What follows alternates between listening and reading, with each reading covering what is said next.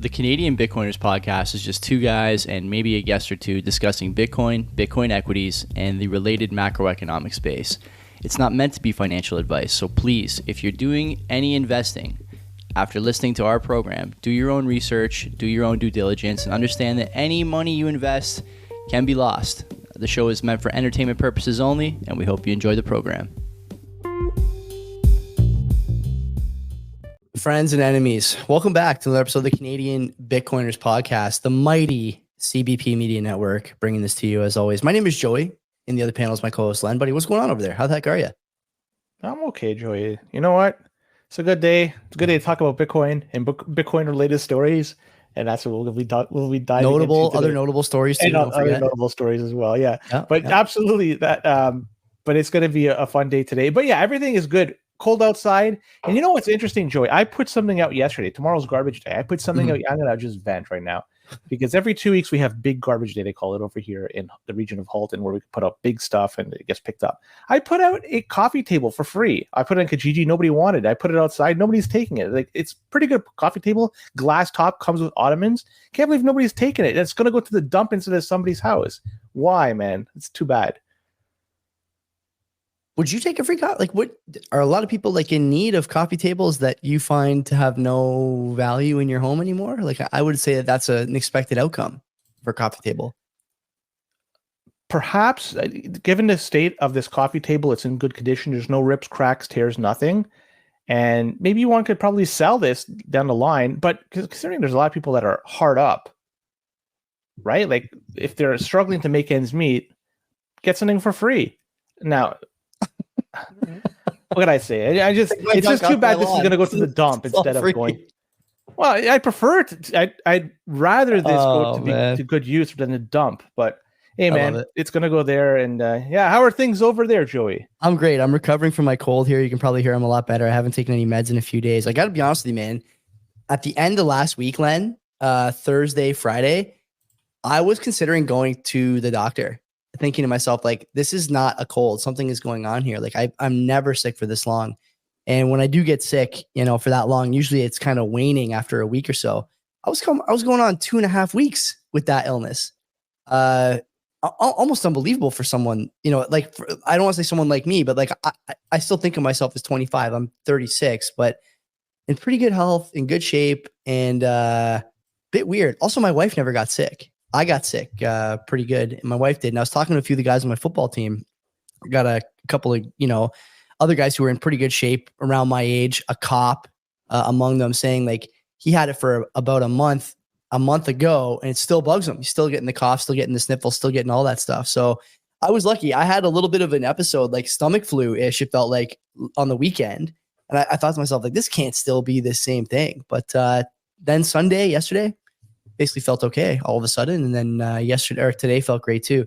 I just want to give a shout out to my beer league team who stuck with me while I was figuring out the quarterback position. Last week, finally, Saturday, I threw 5 touchdowns, no picks, absolutely throwing ropes all over the field. So I'm happy about that.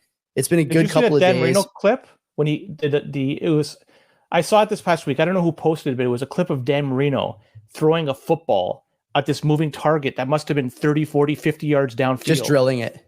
And it was just a single throw he did, and he almost got the bullseye. And the way it was framed, it must have been the 70s Sports Twitter account. The way he framed it, he said, this guy threw for 5,000 yards in 1985, I think it was. If you adjusted for inflation today, that's about 55,000 yards. He was throwing to off-duty security guards in a time where, they were running for 3 yards of play 30 times a game. Mark Clayton were good. No, but it was different. It was a run first type league, right? Oh, big time. Yeah, so it was just a different type. People don't realize, Len, how long the run first stuff went for. Like, even in the early 2000s, I'm a big Clinton Portis fan, and I remember, he had 2 really good seasons in Denver his first 2 years. He carried for 1,500 yards his first 2 years in the league. I think he's the only back ever to do that in his first 2 seasons. And he went to the Skins, which is a team I follow, the year after in a trade for all-pro cornerback Champ Bailey. And the Redskins ran him into the ground. I think he carried it 350 times as a 23-year-old back. Can you imagine doing that to a running back now? You never see guys taking more than 250 totes in a season. And certainly they're not just running into, 1,200 pounds of offensive and defensive line. they're usually running to the outside now, sweeps and short toss plays, short pass screen plays, stuff like that. It's a completely different game. People think it ended in the 70s and 80s. It was going to like 2007, probably, maybe even longer than that. Defense, are they now smaller and more athletic, or are they? Oh yeah, there's hardly ever any safeties above like 220. I think Cam Chancellor for the Seahawks, probably the last really notable roaming big safety. He's about so there's no Steve Atwaters out there just coming in and just fucking plowing into somebody. So yeah, so it's a different game, right? Like it's a totally different game. But look at this, the equipment, and every time I don't watch NFL at all. This it's maybe 15, 20 years since I've watched 15 years.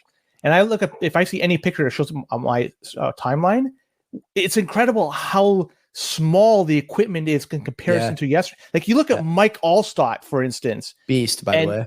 He's a very big guy, but his equipment was also big too, right? It just made him appear to be bigger, neck rolls. Right? We got to bring neck rolls back. I need to see more neck Brian rolls. Cox. Let's bring him back with that. We got to get those back. So that's one shout out. The other shout out, Madex.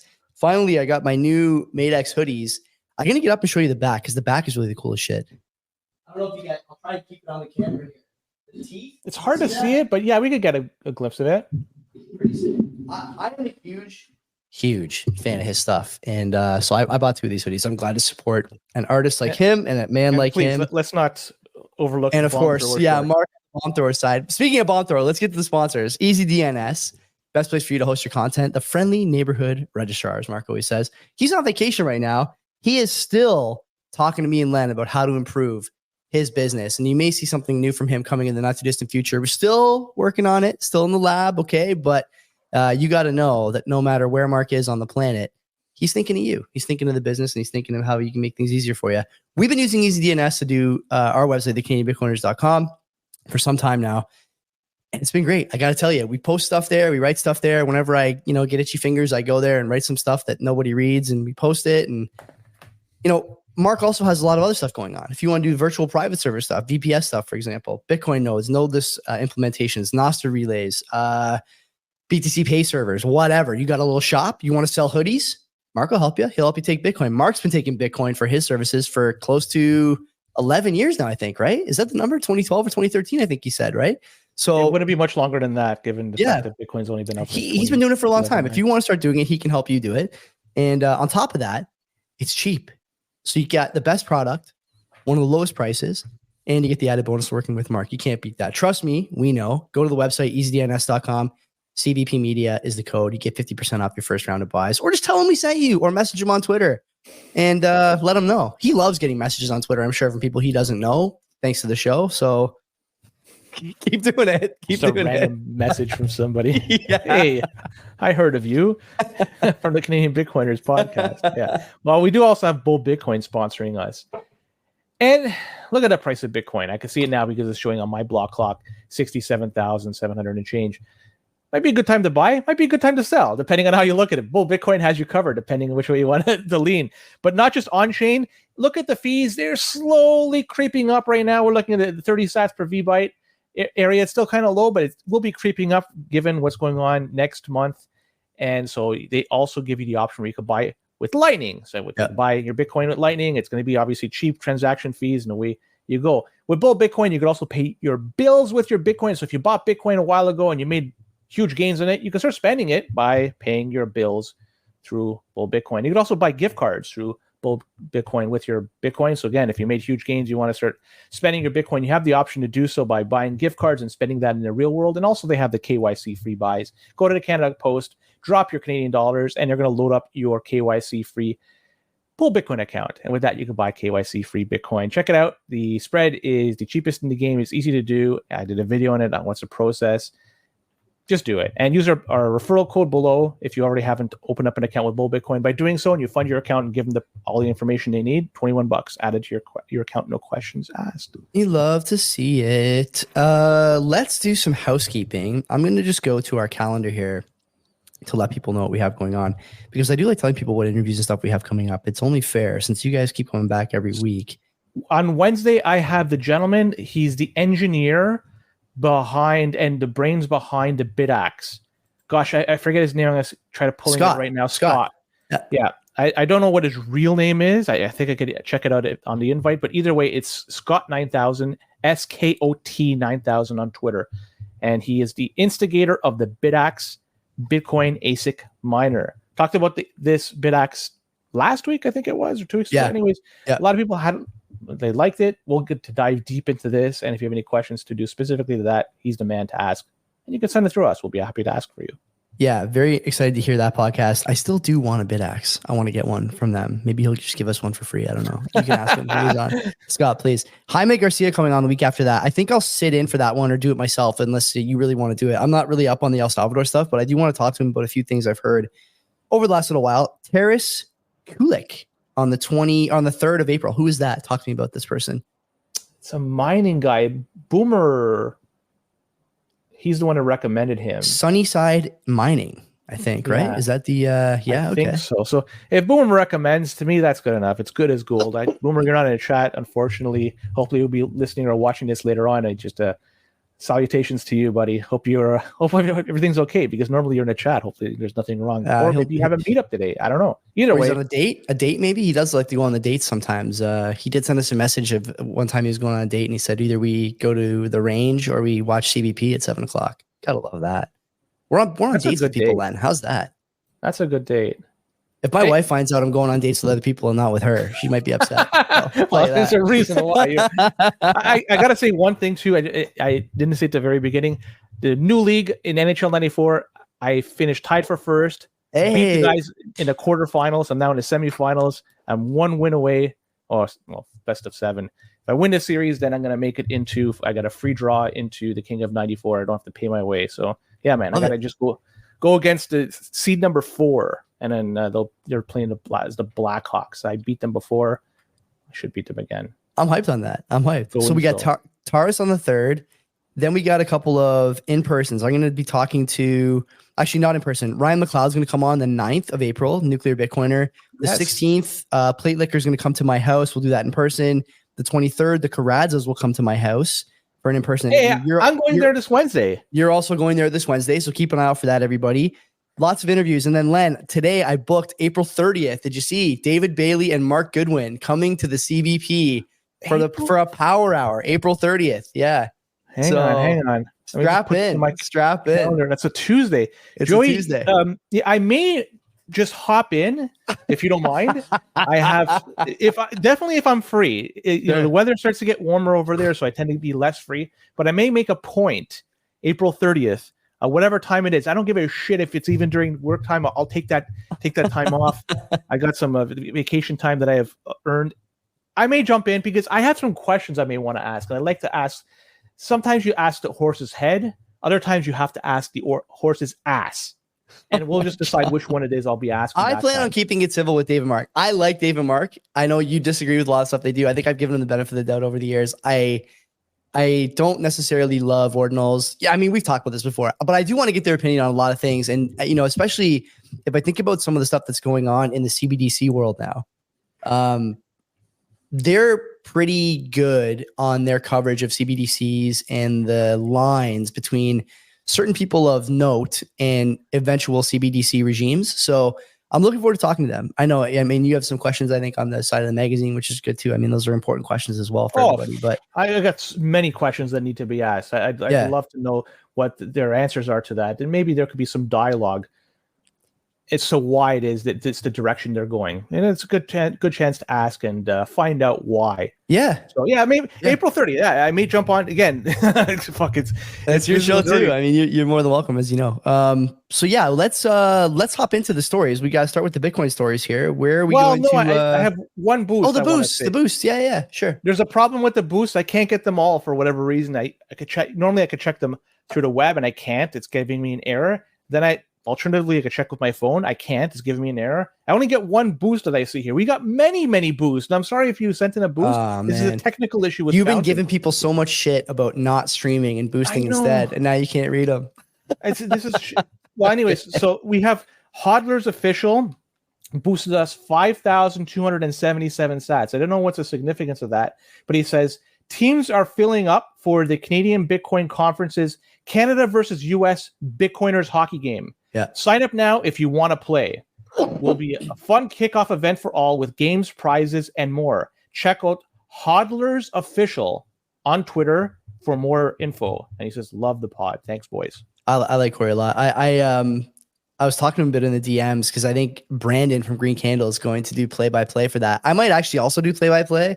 I haven't been on skates in a long time. I know, not a good Canadian, but if I get some ice skate. Oh man, that's even worse. If I can get some ice time before the game, I might try and play. I used to play pretty decent hockey. Like I was always, as my dad used to say, you were the best player in the sort of B tier of players. So whatever, that's like the best compliment you can get, I think, from someone who's watched you play hockey. Anyway, so I'm looking forward to that. Okay, Bitcoin stories. Where do you want to start? Yeah, we'll talk with the 2025 budget. And I know that this is like, why are we talking about this for Bitcoin related stories? Because there's some nuggets in there that could impact Bitcoin mining on US soil, as well as a few other items in there too. And first off, there's a tax. There's a tax that's being bantied around. It's going to be a tax equal to 30% of the cost of electricity used in digital asset mining, aka Bitcoin mining. So there will be a 30% tax on the cost of electricity used. That's the idea. And this new tax, they're saying, is going to rake in about $10 billion in 2025. And another notable item in the documents here is an item that's going to update wash trading rules. Bless you, Joey. Thank you. So it's going to be updating wash trading rules. And they're going to try to stop people from selling something at a loss and buying it back immediately afterwards. So this is really taking aim, I think, at the NFT market. And they say that this is going to create an additional $1 billion in taxes. Now, on the surface, I look at this, seems like a lot of money, $1 billion that they're going to be getting from NFT taxes. Maybe overstating this whole idea, but what the heck do I know? Again, I'm not into this marketplace. I don't know how much money is being washed in there. So maybe they're right. Maybe 1 billion is accurate, but I think it's rather high. Anyways, so I can't speak too much about the wash trading stuff. I'm not sure how impactful that will be to Bitcoiners as a whole. I think it's going to be minimal at best. But the mining tax is something of note that we should definitely be looking at, because we can look at this through the lens of a Bitcoin miner. If theoretically, if you're a Bitcoin miner, you had the opportunity to set up shop somewhere, anywhere. And based on track record, what country or countries would you prefer to do business in? US, Canada, maybe a few others? For me, why are they at the top of my list? Stability, political and economic stability that comes along with these countries. So there's far, far worse places in this world to do business. Think about setting up shop in, say, Venezuela. You don't know what's going to happen next year. Heck, you probably don't even know what's going to happen next month. But in Canada, United States, you have a pretty good idea. If you set something up, the government's not going to take it from you. So that's why there's stability here, and it also, as I hear, in Canada and the United States. But what's the result of all this idea about putting a tax on miners? Because as miners become less profitable in the US, they're less likely going to want to expand any further.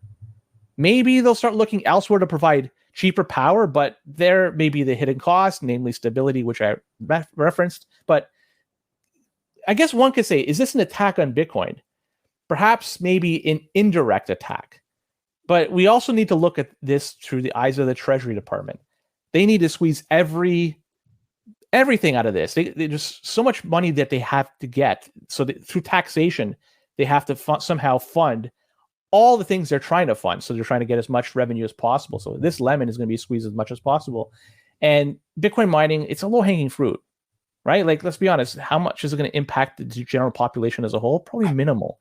So the question remains, I mean, come on. It depends how you frame it. Anyway, what's the question? Tell me what the question is. So if they're going to tax Bitcoin miners that generate their own electricities, their own stranded electricity, are they going to tax them as well? Like, I can understand if they're plugging into the grid, but if they're generating electricity from a stranded source of energy, are they going to be taxed as well? Are they going to be impacted by a 30% tax for electricity consumed? If so, why? And if so, if they do that, that could also then have a negative impact on the environment, because methane will then continue to be either flared or vented. I don't think it's vented very much these days, but most likely it's flared. But combusting it to generate electricity has a positive impact on the environment. It's arguably far better than just flaring it. So if you're going to be stopping people from combusting it, then, well, there you go. There's a negative impact of this. Now, even further, is Canada going to do the same thing? If the United States imposes this type of nationwide taxation on Bitcoin miners, why wouldn't Canada do the same? Or better yet, like, will these jurisdictions even ask Bitcoin miners to potentially pay taxes in Bitcoin? This is something you suggested a while back, Joey. Not sure if you remember, but this might be a way for the governments to accumulate Bitcoin rather than seizing it. This is what they could just slowly start accumulating a small amount of Bitcoin doing this way. I don't think it's possible, but I look at this. It does seem like it's an indirect attack on Bitcoin, but why would they just do it on Bitcoin miners? There's so many other industries out there that are energy intensive. Are they taxing dryers, the manufacturers of dryers, or the dryers, how much electricity they use? No. This is all political, and they're just focusing their energy on something, like I say, is a low-hanging fruit. They could do it. They have every right to do it. That's fine. But these businesses, they'll just set up shop potentially somewhere else. There could be a cost for this, not just a cost of few jobs, but as I mentioned, an environmental cost here. If you're not going to be combusting this methane, well, let's continue to flare it. Okay. Let's talk about this excise tax on miners first. I just want to read you something from the from Democrats-budget.house.gov, okay, in terms of the 2025 budget and why they're implementing these taxes. There's other taxes too, by the way. There's taxes on buybacks. They want to reduce write-offs for people who are compensated more than $1 million per year, stuff like this. So there's a lot of avenues through which they're trying to increase tax revenue. Whether that matters or not, I don't know. Honestly, we've talked before about how tax receipts don't come close to covering the budget, obviously, anymore. And also really don't make a dent in things like, entitlements or road maintenance or education, all this stuff. Here's the text. This is a quote. These proposals are part of a broader effort to raise revenue in a responsible way that maintains economic growth while allowing for policies to support families, all while reducing the deficit. Is any of that true? No, because they're spending, that $10 billion will be spent within a matter of seconds. So it's not going to be directed specifically for feeding or helping out the poor. Right. It's going to be put into general coffers and then spent in whatever they want to spend it on. Right. So we have to look at that and think right away that there's obviously some spin here.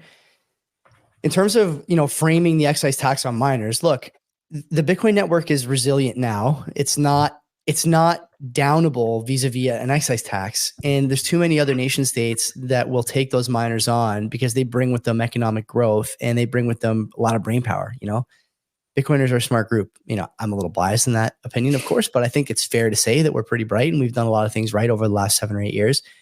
So I think that that's another sort of benefit for countries who are willing to do the opposite of what the US is proposing here with the tax. The other piece of framing we have to remember, and we talked about this a little while ago, maybe 2 or 3 weeks, so it should be fresh in people's minds. We revisited the White House's directive on crypto mining and crypto assets from, I think, 2021, when Elizabeth Warren and the energy, what does the EIA stand for? Something, energy something agency, asked miners in that survey, which was deemed illegal by the courts, or vexatious by the courts. I think maybe even in some cases, I don't know what the exact terminology was. But when we talk about why this is an attack on Bitcoin, direct or otherwise, look at that framing. They want to turf mining and crypto asset development in the United States. I mean, period, end of story there. There's no doubt about that. There's no gray area, nothing like that. We know this to be true. It's written in the text that they've released over the years. So yeah, this is an attack on mining. The question then is always one of what's going to happen afterward. And I mentioned network resilience, but when it comes to stuff like environmental action, the places that mining would go are almost in all cases worse in terms of environmental regulations than the US or Canada or European nations. The first world, in the sort of strictest modern day definition of the term, although I will admit that that's, a liquid definition these days.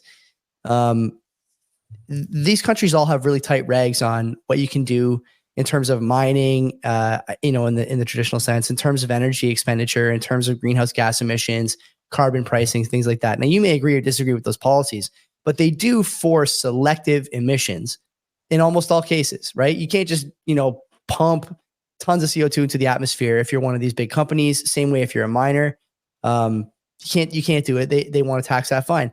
the problem I have on top of this whole, like, other countries are worse, is miners, like you mentioned, are just using energy the same as anybody else. This is a targeted tax on people who choose to use energy for Bitcoin mining. I've not seen a tax on people who, build these goon caves and spend all day, playing the skin flute or whatever they do in their basements. I've not seen any taxes on people who play video games too much. If I look at the rig we use for CBP video rendering, that machine's got to take a lot of power. The lights in here take power. All these different things take energy, and they're not being taxed, they're not being attacked. You mentioned dryers. I think Pierre Rochard and others have talked about things like Christmas lights. Christmas light, quote unquote, emissions, energy use, are very high in the modern world. And so for that month or 6 weeks, or in my case, 4 months, the Christmas lights are up, you're using a lot of power. And that power is the same power the crypto miners want to use. At the end of the day, this is a question of, do I have the freedom to choose what I use my energy for? And the only reason you wouldn't is if the energy use was deemed to be illegal. And I have to think, Len, that this is one step towards making this whole thing illegal in the eyes of the law, don't you? It seems like this is the natural next step here, because it's very difficult to make the case, especially in the United States, where law does rule the day more often than not. It's very difficult to make the case that you just don't like something someone's doing with their power, and so they can't do it. If they're paying, they're paying. But this is sort of a punitive. It's a punitive attempt to disincentivize people from spending energy on something that maybe threatens the hegemony of the dollar, maybe threatens the stock market, maybe threatens the whatever. Pick your lever of power that the United States has using the dollar. I think it's fair to say that this is the first step toward it becoming illegal, and people should be paying attention to this stuff. That's why, guys like Dennis Porter get a lot of shit, and I've given him a little bit of shit on this show before. And even when he was on, I asked him, like, why do you think it's a good idea to spend your time? Like, this has become your life's work now. This Satoshi Action Fund, who engages with lawmakers, this has become your life's work to do this stuff. Brian Morgenstern from Riot, who I do want to have on the show at some point. You've made a career of engaging with, political entities that don't really care what you think about whether or not you should be allowed to use the power, because at the end of the day, they just want to make it illegal. As much shit as I've given them, now it's important that even if they're not going to win the battle, in the legislature, they need to win it in the court of public opinion, and they need to win it in the court of law when the time comes. And, as much as the judiciary is supposed to be independent from all these other arms of government and all these other facets of life, I don't think there's any way, shape, or form that, public opinion doesn't help shape what the expected outcomes are in these situations. And so I'm grateful for the work they're doing. I hope they continue doing it. And it's important with stuff like this going on that the work continues in earnest. So, all that said, do you care about this from like a hash rate point of view? I don't. Do you care about it from a price point of view? Maybe short term.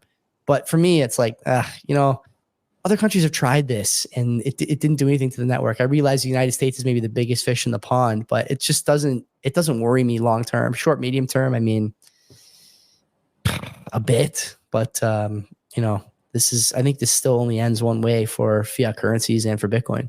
Mm-hmm. Agreed. And in terms of, is it going to impact Bitcoin at all? Yeah, maybe if anything, short or medium term. And that's, I don't even think it is going to impact it at all at that point. They'd have to do something more drastic than this to really impact Bitcoin on any scale, short, medium, or long term. But at long term, I don't think there's any way that they could stop it. No. And before you continue, one other thing I should have mentioned, Narwhal brought up in the chat, data centers are never included in this either. And that, I think, another set of worries here, and Nick Carter's talked about this among other people. Is this a wedge to regulate AI use at some point? You don't want everyone having access to the strongest or most potent AI tools. And so you say any AI is also excise tax, blah, blah, blah. It's a sin activity now or whatever. I don't know. I don't think it's going to go that bad, but maybe I'm wrong. Maybe I am wrong. I don't think it's going to be that bad. Now, in terms of, is this the first step to potentially banning Bitcoin? I don't think they'll ever get to the point. Just not banning Bitcoin, just mining. Bitcoin, banning Bitcoin is done now. It's not doable. I don't think they'll ban Bitcoin mining. I think they could disincentivize Bitcoin mining by putting on as many taxes as they want, maybe 100%, maybe 200. They can put whatever they want just to make it so hard to do business here. But by doing that, they're saying, look, you can still set up shop. You can still do it. It's just more difficult, more challenging to make ends meet. So I don't think they'll ever ban it. It just doesn't make sense because, like you said, it's just there's other industries, other things that just take up so much more energy or equal amount of energy, like Christmas lights, as you said. Christmas lights, now it does make some people feel good, but in terms of productivity, it delivers zilch to the overall economy. Absolutely nothing. Bitcoin mining, at least there is something you get out of it. There, you every 10 minutes there's the block reward that comes along with it, and so there's something that you could say Bitcoin mining at least can generate money. Christmas lights, hell no. So I don't know. I think this is just funny the way they're framing this. And in terms of galvanizing support and having the court of public opinion support Bitcoin miners, I don't think you'll ever get to the point where you have a lot of people saying, the majority of people saying, yeah, let's, this is wrong. We should turn this around. Because there's so few Bitcoiners out there, and there's even fewer Bitcoin miners out there. There's other things people have, other challenges people are dealing with than something like this. If you propose them, would you rather us tackle inflation, lower your gas bills, lower your food cost, or do you want us to deal with taxing these guys, which will help lower the inflation? They'll say, fucking go ahead and do that. They don't give a shit because there's stuff that's in front of them that they see that's impacting their lives immediately that they want to have fixed right away than just dealing with it. So this is something that's may have to be dealt with in the courts, but I don't even know if this is even something that could be dealt with in the courts. Is there anything illegal or wrong about this? It's not like that telling them to submit information, which apparently that was wrong because they didn't go through all the processes first. And I think they're going to go ahead and still do that. They're going to dot their I's and cross their T's and still do that. So they're going to, but anyways, it just seems it seems fucked up. And I don't think there's any way to stop what's going on. If they want to do it, that's great. They could do it, but there may be a change in administration. That could be the only thing that could stop this. We're going to see, because there almost certainly is going to be a change in administration, and whether it's just a, oh my God, we got a bot in the That's chat. In Rumble, by the way. So you can just do that. Okay. It's on Twitch. Yeah. The thing I would say is that there's going to be a change in administration, either vis-a-vis a vote in November or soon enough via attrition. All these old people are going to eventually retire and die.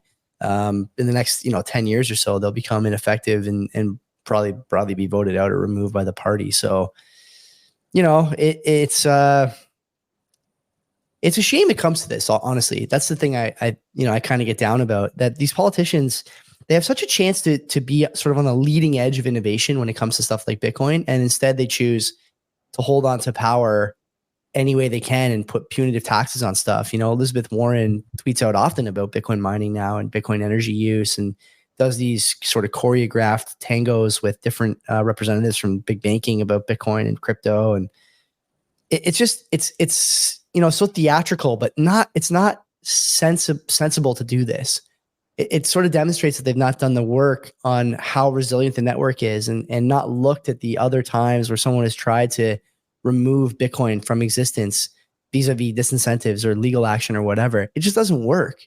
If it didn't work 3 years ago, it's not going to work now. And if it doesn't work now, you have to think about, how am I going to embrace this? How am I going to leverage this to my benefit? That's the natural next step. Not we have to crack down more and more and more. Although, again, I feel like I say this every week, the sovereign individual predicts exactly this, that the taxes and incentives will come, hard and fast in ways that a common, sort of common knowledge would almost disallow. But, we're kind of getting closer and closer to that. So let's keep an eye on this. It's the usual suspects here. I don't think it's going to impact anything in the end. What are we going to do until it comes into play, right? If it comes into play, then yes. If it doesn't, then we, wasted 15 minutes talking about nothing. And that's it. Well, Bitcoin mining is my opinion that is going to be something that's going to be adopted by oil and natural gas companies, and also energy producers that have excess energy. So if you set up a hydroelectric dam and you have X amount of excess electricity that you're generating, it makes sense. Like they're doing in Ethiopia, for instance. So those are the ones that are going to be doing it. So you could kind of understand what countries are going to be heavily involved moving forward. And if they're not going to be doing it in Canada or the United States, they'll move over to the Middle East. They'll move over to Russia, where there's an abundance of energy. And instead of flaring it or venting some of that the methane they have over there, or stranded sources of energy, other stranded sources of energy, monetize it. It only makes sense. If you're a company that owns it, if you can monetize something that's not being monetized, totally makes sense. Or a country, the same thing. So that's where it's going to be moving towards. Oil and natural. They're going to be the next big one before we get to the nuclear, the SMRs. That's going to be the last thing on the list of that's going to impact Bitcoin miners. But that's my guess. Let's move on. Portal. Well, we talked about Portal wallet just last week, and it's the device that uses the NFC to talk to your phone for signing transactions. And one thing I overlooked, I just wanted to bring it up this week, and one listener who would like to remain anonymous clued me in on this one, is that the Portal device, the Portal wallet, does not have a secure element associated with it. So that means that if the device ends up in the hands of someone else, it's easier to break into it without the secure element. It also makes it easier to tamper with. So that's another negative. And even the guy behind the project wrote that the security model of this should be comparable to a Trezor with a strong passphrase. And we haven't talked very fondly of Trezor in the past. So that's one way to put it. Yeah. we trashed it quite a bit. So it's definitely a device to consider avoiding, given everything that's been said here, because there are better options with dealing with your on-chain transactions. And that's what essentially this is for dealing with on-chain transactions. I would always suggest use a cold card. It's, maybe a little more challenging to use initially, but once you understand and get the hang of it, it's a breeze, and it's far safer as long as you set it up safely. So just wanted to say that the Portal thing, and thank you to that listener to point out that this does not use a secure element, and that's a strike against it. So I tweeted this last week, and I thought I would get a few more responses, but I didn't. Someone's got to explain to me why we're moving toward convenience and mobile phone partnerships in hardware wallets that presumably have some significant amount of your cold storage Bitcoin on them. Shouldn't it be actually getting harder to access your cold storage Bitcoin as time goes on? As the security needs for Bitcoiners increase, shouldn't these wallets actually be moving more toward cold card and further from stuff like Portal and what is Block's product called? I forget. The Pebble or whatever. Shoot. What's it called? I forget. I know what you're talking. No. Whatever it is, doesn't matter. The Block wallet, Trezor, Ledger, all these things. You can say what you want about cold card, but even cold card, I think once you get the hang of it, in my opinion, it's pretty easy to use. Yeah. Maybe too easy. There's no need for you to have a wallet, a hardware signing device, to be specific here. A signing device is what we're talking about. There's no need. Yeah, Jade Narwhal Tacos is saying in the chat too. Exactly. Blockstream's Jade is another good example. These wallets that are specifically designed to work with your mobile device. I don't get this. I don't understand why we're going in this direction. I realize that there's something to be said about casting a wide net for people who don't know how to use a cold card or don't want to do cold storage in a difficult manner or don't want to spin up their own Sparrow wallet, whatever, right? They don't want to do that stuff. Fine. I get that. But as the price of Bitcoin increases, what you really want is something that's really hard and very rarely accessed in terms of security. And none of these things are going that direction. I would honestly prefer that CoinKite produce a cold card signing device and a matching piece of dedicated hardware that you would store somewhere else in your home or keep in your home somewhere that's also very difficult to access, that also has a secure element, something even harder to access than a laptop, for example, right? I would prefer that to going the other direction and saying, yeah, this is blah, blah, blah. What you're looking at here is just the NFC, tap it, no secure element, or, Jack's thing is, I think, even storing your password or your seed phrase, whatever, in the cloud. To me, it doesn't make a lot of sense. The companies that are the longest on Bitcoin price seem to me to be the shortest on long-term security. How's that possible? We're headed in the wrong direction here, I think. Are we not? Yeah, we are. If you're going to use your mobile phone, just use a Lightning wallet. That's really the answer. Use Moon or wallet of Satoshi, I guess, until recently if you're in America. But that's where it's custodial. But Len, the point is that you would use a custodial Lightning wallet with $300 on your phone and not worry about it. Anything else, that's tied to your device that has all your stash on it or some significant part of your stash on it. Why would you use it? Like the security model doesn't match the convenience, doesn't match the size of your corn stash. It doesn't align, and yet we just keep on going this direction of convenience. I personally don't understand this. Yeah, I don't get it at all. I'm not sure why they're doing this. I don't know who the market is for this other than new participants. And to be honest with you, there's better options for new participants. Blue Wallet's a better option than any of this stuff. Green Wallet's a better option than any of this stuff. Just if you're going to do it on your phone, do it on your phone. The NFC thing is just really a novelty at that point, right? You're just carrying around this other thing in your pocket or on your keychain because you have to have it on you if you want to use the wallet anyway. It's on your phone. So this is what I don't understand. Like, what are we talking about here? None of this stuff makes sense. It does not align. I am so far away from agreeing with this. It's really baffling to me that these guys are going this direction. Mm-hmm. Yeah, it definitely is. And when I initially were talking about last week, I was thinking that maybe this is going to be something that's going to be used on the go for spending your Bitcoin for everyday purchases, but it doesn't make sense. I was wrong in my assessment because that's using on-chain and it's too slow. And you're right. Lightning would be, at least right now, I know there's scaling issues with Lightning, but right now Lightning is the best option for spending on a day-to-day basis and I just want to say about Lightning, a better option. I know it's more challenging to set this up, but if you set up your own Lightning node, if you have a Bitcoin node, setting up a Lightning node is actually not that hard to do. Mm-hmm. You're 90% of the way there. And then if you use Zeus on your phone to connect through Tor to your Lightning node, that's the best because you have custody of your Bitcoin. And so it may be, the $300 that you have on it, but it's still your $300. You have control over it. Yeah, you could take it a step further for sure. For sure. So, yeah, you're right.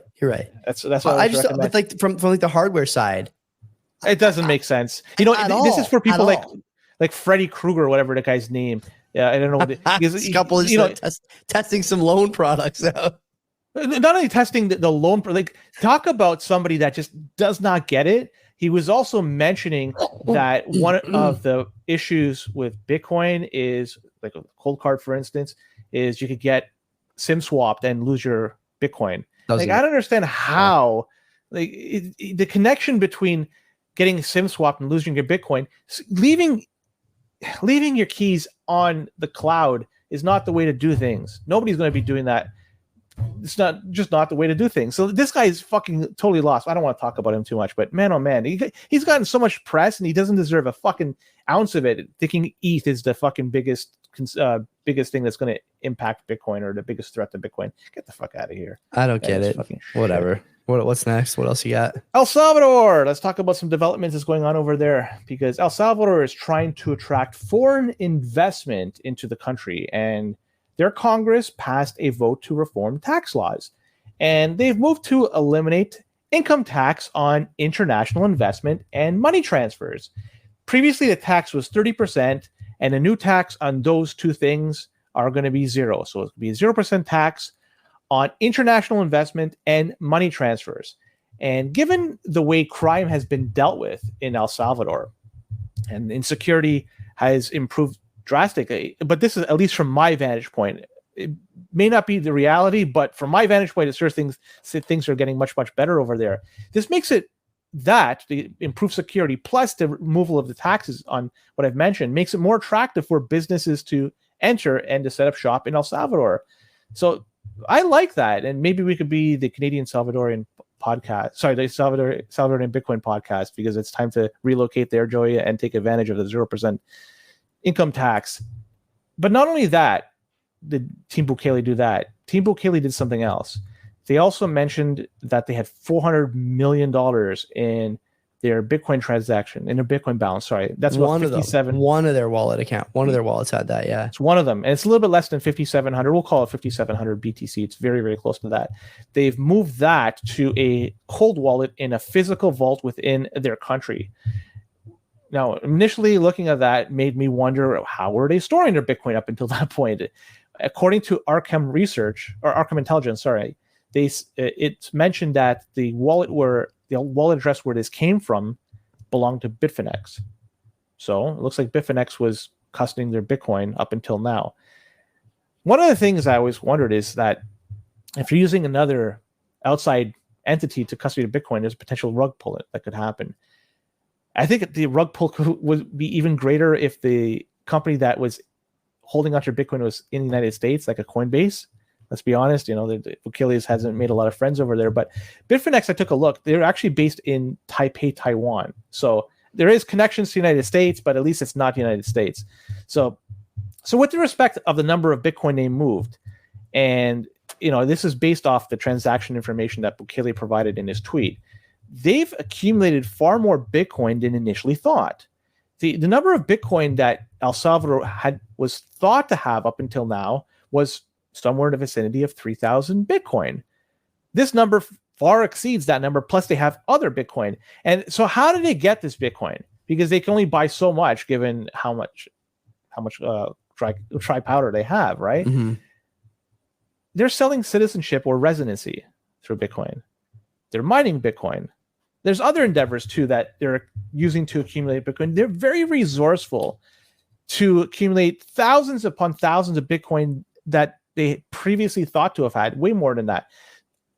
I like this. I like what's going on here. And the fact now they're going to be holding this within their country, this is the way to go. If you're going to have Bitcoin, don't let somebody else take ownership of it. Don't let somebody else custody it. Make sure it's done within your own house. You control the keys. You control the Bitcoin. And man, they're accumulating a crap load. Joey, honestly, it's time. The Salvadoran Bitcoin Podcast. Let's fucking move over there. Let's do it. Enough with the CBP stuff. SBP all the way. So here's a fun list for you. Do you know what the list of countries looks like that have the lowest income taxes on foreign investment around the world? You know what that list looks like? I can't even fathom what it would be. Cayman Islands. Okay. Oh, okay. Yeah. You know what they're famous for? United Arab Emirates, 0%. Bermuda, Bahrain, St. Kitts and Nevis, Andorra, Montenegro, Hungary, and Macedonia. I don't know how many people are going to Macedonia, but some of those from Macedonia. Some of those countries, you recognize those because they've become over the last little while places where people want to park their money, want to grow their wealth, and want to shelter from, what they consider to be oppressive tax regimes. El Salvador is making the right move here. You can agree or disagree with a lot of the stuff Bukele does when it comes to gang violence and Bitcoin and all this stuff, but this is how you build an economy that's based on foreign investment as a sort of way to bootstrap growth. You take away the taxes on foreign investment. This is a great opportunity for people who think who have faith in this guy and his ruling style, and they want to be a part of what he's doing over there. And even better if you have a Bitcoin slant, because he'll help you with that too. This is good stuff, man. It's great to see. It is great to see that these countries like El Salvador and hopefully some others are starting to really take seriously not only Bitcoin as a form of wealth preservation and this kind of digital gold / means of exchange / all these things. That's good. But then when you add to it that they're taking other action to bring in not only intellectual firepower but resources in this fashion, you can't beat this, man. This is really, really strong. And I ate a lot of crow on my prediction that El Salvador would crash and burn with the whole Bitcoin thing. They did anything but. And I look forward to seeing the pieces from the IMF talking about how it's actually not a good idea to lower taxes on foreign investment. And this is going to be bad for El Salvador long term. Those will probably come out in the next 3-4 weeks, if I had to guess. And they'll be eating crow just like I was, a few months back over my prediction. So I'm happy to see this, man. I wish the best for those people. I've seen so much in the last few weeks. I went down a bit of a rabbit hole after watching Julian's recent documentary on Costa Rica on Bitcoin Beach and all this stuff in El Salvador. These are people who just want a fair shake. And I think haven't gotten it thanks to, the global monetary regime, let's call it. Those are kind words. I think they're close to getting it now, or a lot closer to getting it now, that fair shake, than they were before that. And Bitcoin is a huge part of that. And Bukele is a big part of it. And I think policies like this are going to be a big part of it too. It's great to see. How long before I'm talking about El Salvador, starts lending out wealth to countries of lesser means? They're accumulating their own, right? It's going to be a matter of time before they out IMF the IMF and started issuing the Salvadoran drawing rights, the SDRs, to lesser countries versus the special drawing rights. Salvadoran it's just a matter of drawing rights. Wow. Geez. Why not? Print the shirts. That's great. That is great. Do it. Let's do it. Craig Wright. Let's talk about him. You want to? The verdict. Is he in the news? Is he in the news? Yeah, this past week. The verdict is in for the Copa versus Wright trial. And Judge Mellor is, well, I'm going to quote what Judge Mellor said. And this is straight from the CoinGeek website. So I know Craig Wright is litigious. And if he wants to come after me, I'm just reading what's on the CoinGeek website. So if he wants to go after anybody, go after the CoinGeek people, which is owned by Calvin Ayre, by the way. So Dr. Craig Wright is not the author of the Bitcoin white paper. Dr. Craig Wright is not the person who adopted or operated under the pseudonym Satoshi Nakamoto. Dr. Craig Wright is not the person who created the Bitcoin system. And Dr. Craig Wright is not the author of the Bitcoin software. That's pretty damning. A more lengthy verdict is going to be coming very, very soon. But that brief synopsis basically says he's not Satoshi. This is what it's saying. Can't come after me. I'm just reading what's on the CoinGeek website. So yeah, man, that's pretty fucked up. All the bullshit that he has put through people, looking at Hodlnot and looking at Peter McCormack, for instance, there's probably several others as well. For sure. I don't want to say like, the turnabout is fair play, but it's interesting to see that, that there is some harmony in the universe. If you do bad sometimes comes to you, and then all shit evens out in the end. So this is interesting to see the verdict by Judge Mellor. I'm happy to see this. One thing to keep an eye on, I know that a lot of the core devs were victim of the chilling effect when he started coming for core developers on Bitcoin. Do you expect to see a bit of a surge in Bitcoin core development? It'll be the same thing. Let's be honest. I don't think he was deterring people from coming in with their real name or even a pseudonym. I think he was. I think he was. Yeah, Hodlnot seems to think that too. So I think it's something to keep an eye on. Like, are we going to get a lot more traffic on the core dev side? Maybe we do, maybe we don't. I don't know if it's a good thing or a bad thing, but I in any case, I'm happy to see that people are not going to be worried about this kind of looming or lurking litigious individual. It sounds like anymore when it comes to Bitcoin. I think the deal is done, right? It's pretty close to done, if not done already. So it just got some information from a previous story we just talked about, the El Salvador story. I know we talked about it just a few minutes ago. Jaime told us that BitGo was their custodian. So there you go. So okay. BitGo, just some. Yeah, so I don't want to say anything more about Craig Wright, just in case he might come after us. But again, I'm just reading what's on the website from CoinGeek, and yeah, if he doesn't like it, go after Calvin Ayre. Yeah. And by the way, he disappeared. I'm not sure if you saw that. But he did. I'm glad to see this, man. I am. I really think this is like so long overdue. It's been dragging on for many, many years at this point. Many, many dollars and sleepless nights and sanity, given up by a lot of good people over this. So let's hope this is the end of it. Ocean Mining, they are about to start payments using the Lightning Network. And this is a screenshot that was posted on Twitter that shows now there's Lightning rewards that's how you're going to be earning your Bitcoin if you mine through them. And you could change your threshold. I'm not sure what the minimum threshold is. There's a slide bar over there that you could do for lower or higher, but it does say that lower thresholds receive on-chain payments faster. So it makes sense, but I'm not sure how this works with Lightning, if there's going to be very, very low fees. I'm not sure exactly how it's going to be done here, but this is the third company we've talked about, Bitcoin mining company, or pools to be specific, that has included Lightning payouts in the past 2 months.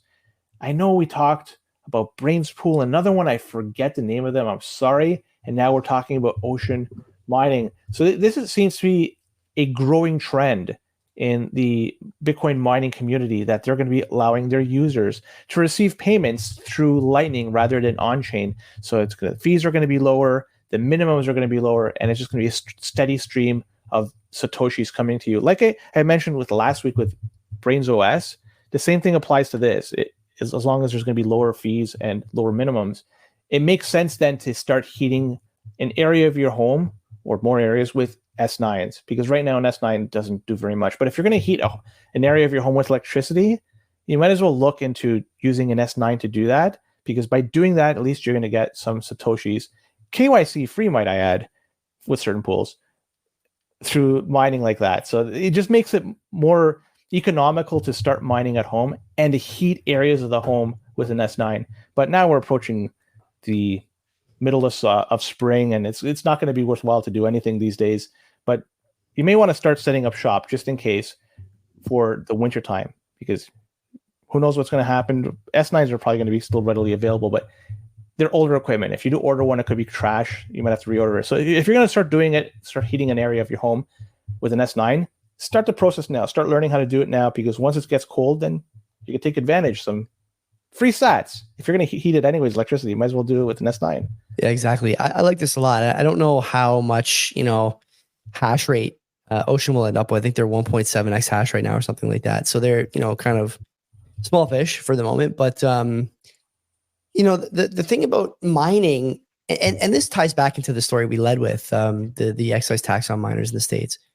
The thing about mining is that you need it to be both strong and decentralized. So by strong, I mean the hash rate, and by decentralized, I mean you need a lot of the hash rate to come from non-industrial miners, or maybe even, industrial miners who are mining overseas predominantly as opposed to in the United States or in these, less friendly jurisdictions, let's say. Ocean, for all the things I, think it's doing wrong in terms of market forces and product market fit, and there are some, this is, inarguably good, right? Because you can get your rewards faster, and that will drive people onto your, into your pool. That will bring people into your pool. I think this is a huge thing for them. I'm surprised that more home miners haven't been asking for this. And it's either that home miners are more interested in like sort of the hobby aspect and don't care much about the rewards, or the home miners may be disengaged from this whole thing, or the home miners don't need the Bitcoin right away. But I think this is going to become the standard for a lot of places, right? If you're pointing your hash to a different pool that's not Ocean or Brains or whatever the other one is, F2 maybe, I'm not sure who the other pool is, but if you're not getting Lightning, if you're not able to pull your Bitcoin via a Lightning payment channel, aren't you going to go to a place that allows you to do that? I think you probably will at least think about it, right? This is for sure something that was on the fringes for a lot of people, but now has become an option. And for someone who's got, 1 or 10 or whatever miners sitting in their basement, or you're heating your house, like you mentioned, maybe with an S9 or an area of your house with an S9, I think this is probably your best fit now. Is it not? Yeah, but everybody else is going to be offering this as well. Yeah. Sorry. I think most others are going to start offering this. What is Ocean Mining doing wrong in terms of your opinion about? Well, we talked before about like the transaction stuff, and do they have an ordinal view? Yeah, they do. Like, but they offer 3 different options. I know they give a few different choices. Yeah, so you can just right now. Ultimately, the user is going to have whatever option they want. They could use whatever template they could generate for themselves. So right now, there's 3 different options. If you're pro-ordinal, anti-ordinal, they got you covered. So I can't see what they're doing that in terms of pissing people off. They're doing the right thing. I hope they succeed. To be option, yeah. I hope. No, don't get me wrong. I hope they succeed too. We need more outfits like this to succeed, and for Bitcoin ultimately to become this, uncensorable network of financial freedom. You can't be relying on Hut and Marathon. You just cannot. I don't want to, dunk on Hut too much, but man, I see in the Hut subreddit, the whimpering and crying and whining about shareholder value related to what Hut's doing. And all these guys who own publicly traded miners now, they're all clamoring for data centers and AI and gamifying and all this stuff. These miners are subject to the whims of retail investors who just don't understand how Bitcoin mining works and how important it is to the network. They just don't get it. They're looking at bottom lines, and Ocean and other mining pools, Brains, whatever, these guys who are running arguably for the right reasons, let's say, you got to support them. Even if you disagree with some of the stuff they're doing, even if you disagree with whatever about them, you need stuff like this for Bitcoin to succeed long-term. And I hope they succeed. Of course I do. Yeah. And they're the fringe comparing to the foundries of the world. They're like bottom feeders right now. They may eventually grow to be something bigger, but even as they grow, something like Ocean, if they're going to be offering the individual user their own templates that they could use, then it's not really just a collective pool. Then it's individuals mining I don't know. It's mind-boggling how decentralized Bitcoin mining can be, especially when you have a mining pool that has decentralized as their focus. I love what Ocean Mining is doing. I hope they succeed. They're far, far better than Marathon. If I have to choose Marapool, for instance, if I have to choose between one or the other for succeeding, I wish all the success towards Marathon. Sorry, towards Ocean Mining. None of the success towards Marathon and the Marapool. Those guys are bad actors. But we'll do one last story, I guess, before sure. I don't have too much on. I'll leave it up to you if you want to talk anything about it, because MSTR, they just said they're going to be a proposed private offering of another $500 million. Yeah. They're let's talk about okay. So let's talk about debt issuance here. We'll do debt issuance last story. Because you know who else issued convertible notes?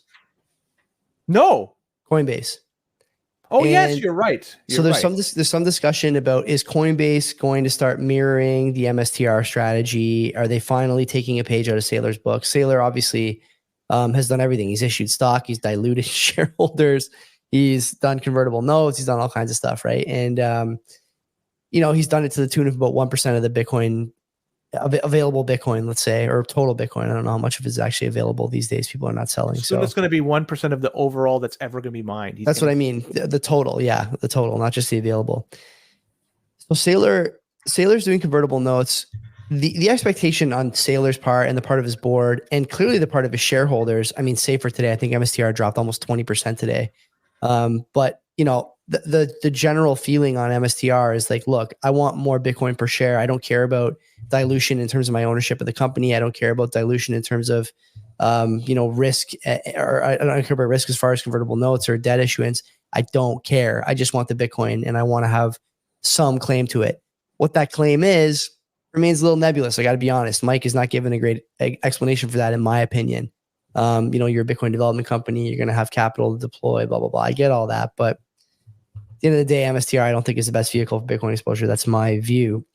Now, Coinbase, on the other hand, issued their debt last week. And as far as I can tell, in like the investor reports, there's nothing there about buying Bitcoin. It's to refinance old debt. It's to do mergers and acquisitions. And it's to, cover operational expenses and prevent share dilution. They don't want to do share dilution yet. And so they're going to do this first. I don't think they have to buy Bitcoin yet. Coinbase is a company that has, incredible cash flows, even in down markets in terms of crypto trading, crypto asset prices, excluding Bitcoin, of course, when I say that.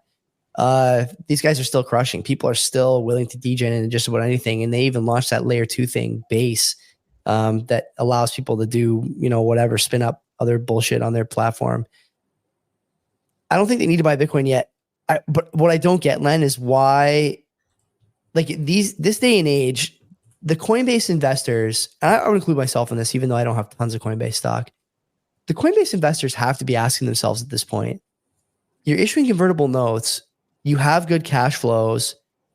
Why aren't you adding Bitcoin to your balance sheet? As the FASB rules loosen up, as the fair value accounting rules loosen up, presumably as custody rules are going to start loosening up soon too, in terms of what you can report as an asset and a liability on your balance sheet. Banks are having trouble with this, obviously. You want to have Bitcoin on your balance sheet and you're just not doing it. You are otherwise, whether your CEO tweets about it or not, you are otherwise long Bitcoin in a way that almost no other company is. All the other stuff on your platform relies on Bitcoin remaining a stalwart, a flagship, and a feasible asset for the world over. But you won't put it on your balance sheet. Even now in the debt offering, you still won't do it. I think they're going to have to answer this question on the next quarterly call, I would imagine. Why? Why are you not doing it? What is the hold up when you've seen how successful not only the MSTR strategy has been in terms of price, appreciation, and corporate value, but I mean, the share price, man, like the MSTR is like what, $1,500, $1,600, something like that, or it was last week. I don't know what Armstrong's answer for that is going to be. He doesn't have a better idea. Unit price when you're looking at the shares look at market cap. I know. But I'm just saying, like we could talk about price or we could talk about performance. MSTR is outperforming Coinbase big time, right? I can't tell what Coinbase is doing. I haven't followed them. Are they getting close to their all-time high? No. MSTR is nowhere near. Coinbase is like, I'll tell you right now, because I got a bet, because people in the chat are saying. Is that MSTR? Coinbase is $239 right now. I think it IPO'd at $400. So slightly less. I think it was like 350-ish. Whatever. Like, so it's relative. It's within the same ballpark, I'll say. But I would say you're down bad compared to MSTR. Coinbase, I'm going to try and say this in as dispassionate a way as I can, because truly, I don't have enough Coinbase to move the needle. You know what MSTR's all-time high was? Before this? Yeah. I don't know. What? It was the .com boom.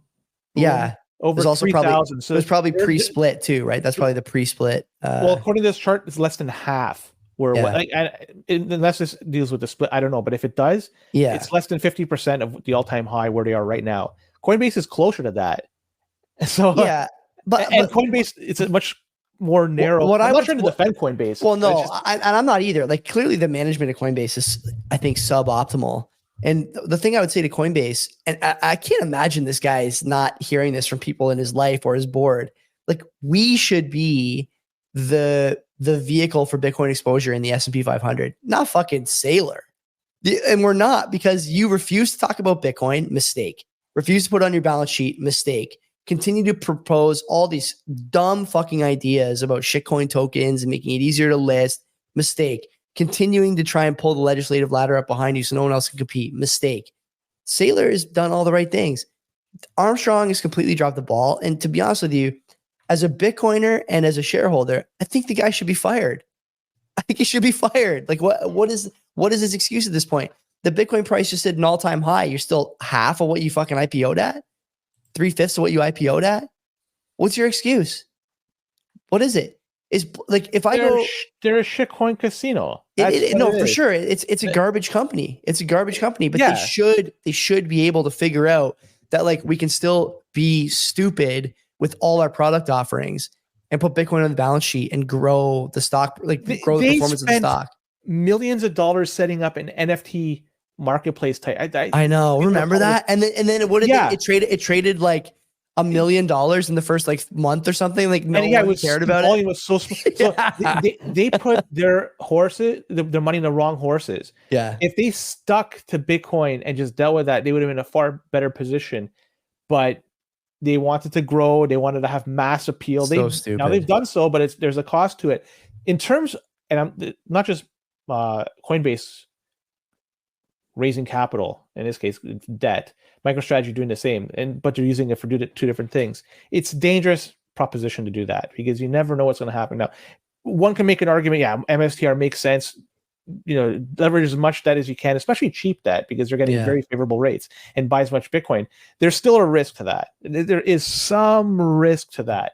As for how much, it's debatable. Yeah. As long as the price of Bitcoin is above their buying price, I think they're averaged at $33,000 per They're Bitcoin. way above now. So they're way, but then on the flip side, if things go like really, really bad and Bitcoin's stuck in the 15s or 20s again for a long period of time, what does that look like to MSTR?